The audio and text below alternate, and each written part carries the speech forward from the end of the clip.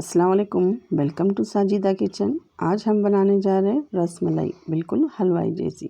जिसके लिए चाहिए हमें दूध, जो हमने गाय का दूध लिया है। गाय के दूध से ही इसका सबसे पहले दूध को हमें बॉईल करना है और जैसे ही बॉईल हो जाता है तो उसे हमें गैस की फ्लेम बंद करनी है और फिर उसमें नींबू या फिर विनेगर आप उसमें ऐड कर सकते हैं। इसे चलाते हुए रहना है ताकि ये जल्दी से सेपरेट हो जाए। अगर आपने एक नींबू डाला है और वो सेपरेट नहीं हो रहा है तो और एक नींबू ऐड कर सकते हैं। देखिए 5 से 10 मिनट में ये छेना हमारा रेडी हो गया है। अभी हमें उसे छान लेना है, जिसके लिए कॉटन का कपड़ा या फिर एक रुमाल ले लें। नीचे एक छन्नी रख दीजिए और उसके नीचे एक बर्तन रख दीजिए ताकि उसका पूरा पानी उसके अंदर चले जाए। ये इस पानी को फेंकना नहीं। अगर आपको चाहे तो आप उसे आटा गूंदने में भी यूज़ कर सकते हैं। देखिए इस तरह से हमें अभी इसे छान लेना है और इतना टाइट छान लेना है कि उसका पानी ना रहे, क्योंकि इसके बाद हमें 2 पानी से और वॉश करना है ताकि जो हमने नींबू डाला है और नींबू का टेस्ट जो रहेगा वो निकल जाएगा। इस तरह से हमें इसे दबाकर पूरा जो एक्सेस पानी है वो निकाल देना है। चलिए देखिए पूरा निकल गया है।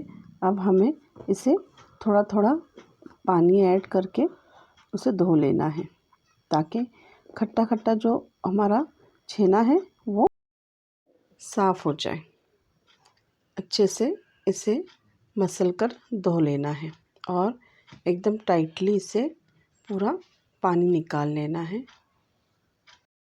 अगर हम इसका पानी पूरा नहीं निकाल पाए तो ये अच्छे नहीं बनते हैं, तो इसी तरह से इसे दबाकर मसल कर पानी निकाल देना चाहिए। देखिए इस तरह से ये पूरा छेना तैयार हो गया है हमारा। और इसे अब अपने हाथ की हथेली से उसको मसल लेना है। इतना मसलना है कि उसका तेल निकले और वो सॉफ्ट हो जाए। अभी हमने इसमें 1 टीस्पून कॉर्नफ्लोर डाला है। कॉर्नफ्लोर 1 टीस्पून से ज़्यादा नहीं डालना है। अगर आपको चाहिए तो ½ टीस्पून भी डाल सकते हैं। ये मेजरमेंट 2 लीटर दूध का है। अच्छी तरह इसे मसल लेना है और अब हमें रबड़ी की प्रिपरेशन करनी है। रबड़ी के लिए हमने फुल फैट मिल्क लिया है। यहाँ पर हमने 2 लीटर मिल्क लिया है और उसमें 1 टीस्पून इलायची पाउडर डाली है। उसके बाद हमने केसर डाला है। केसर ये बहुत ही ज़रूरी है रबड़ी के अंदर। इस रबड़ी को हमें ज़्यादा गाढ़ी नहीं बनानी है, सिर्फ 3/4 क्वांटिटी हो जाए इसकी, इतना ही उसे पकाना है। चलिए अब हमें इसमें शक्कर ऐड करनी है। शक्कर आप आपके हिसाब से ले सकते हैं, क्योंकि अगर आपको चाहिए तो आप 1 लीटर का भी बना सकते हैं और 2 लीटर का भी बना सकते हैं। तो चलिए इसे घुला देते हैं शक्कर को अच्छे से मिक्स करते हुए। अब उसमें हमने येलो फूड कलर ऐड किया है, ½ टीस्पून। इसे अच्छे से मिक्स कर लेना है और उसके बाद हमने जो ड्राई फ्रूट्स लिए हैं, काजू, बादाम और पिस्ता, ये हमने बारीक बारीक कट करके उसमें हमने ऐड किया है। देखिए हमारा दूध अब इस क्वांटिटी का हो गया है। अगर आपको ऐसा लगे कि यह बहुत ही पतला है तो आप इसके अंदर अगर चाहे तो ½ टीस्पून या 1 टीस्पून कस्टर्ड पाउडर भी डाल सकते हैं। मैंने यहाँ पर नहीं ऐड किया है, क्योंकि इसकी जो रबड़ी है वो पतली ही रहती है जब तक रबड़ी थोड़ी और गाढ़ी होती है। यहाँ पर हमने दूसरे गैस के ऊपर एक बर्तन लिया है जिसमें हमने 2 गिलास पानी लिया है और 200 ग्राम इसमें हमने शक्कर ऐड की है। ये हमने इसलिए लिया है ताकि जो हमने छेना रेडी किया है रसमलाई का, उसे हमें पहले इसमें पका लेना है। ये सबसे मेन इंग्रेडिएंट है हमारा। अगर हम इसमें बॉईल नहीं करेंगे और डायरेक्ट दूध के अंदर डाल देंगे, रबड़ी के अंदर डाल देंगे, तो ये रसमलाई रेडी नहीं होगी। तो चलिए इसे हम छोटे छोटे बॉल्स बना लेते हैं। ये थोड़े छोटे ही बनाने पड़ते हैं। अगर हम इससे बड़े बनाएंगे तो ये जब पानी के अंदर बॉयल के अंदर हम डाल देते हैं, शक्कर के पानी के अंदर, तो ये इसके डबल क्वांटिटी के बन जाते हैं।